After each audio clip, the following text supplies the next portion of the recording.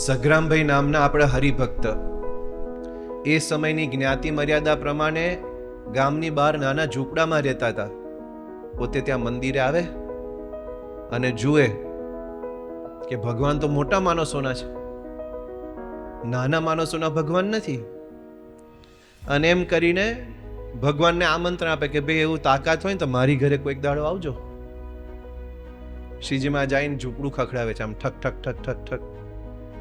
એટલે સગ્રામભાઈ અંદર સૂતા હોય, આમ થોડું આમ પડખું આમ તેમ કરીને કે કોણ? તો મહારાજ કે સ્વામિનારાયણ. તો વળી પાછા દરવાજો ખોલે ને મનાય નહીં કે આ કેમ ના આયા હોય. તો વળી પાછું મહારાજ થોડુંક પછી આમ ઠક ઠક ઠક ઠક ઠક ઠક. એ સગ્રામભાઈ બોલે અલ્યા કોણ છે હવારના પોરમાં? તો મહારાજ કે સ્વામિનારાયણ. તો આવું બે ત્રણ વખત થાય ને પછી સગ્રામભાઈ ની હટે છે કે આ કોણ હવારે પોરે આપણે મગજ બગાડે છે. તે સીધું છે ને આમ દાંતિયું હાથમાં લઈને પેલો દરવાજો ઝૂંપડાનો ખોલે આમ ફાટ દઈને. તે સામે શ્રીજી મહારાજ આખા ઊભા હોય અને સગ્રામના હાથમાંથી પેલું જે હતી છરી નાની, એ શું થાય? પડી જાય. કે મારા નાના આવા ઝૂંપડાની અંદર ભગવાન પોતે કેમના પ્રગટ થાય?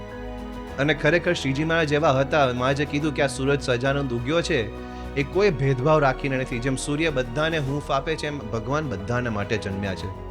કોઈ નાના મોટા, ઊંચ નીચ કોઈ ભેદ રહ્યા નથી.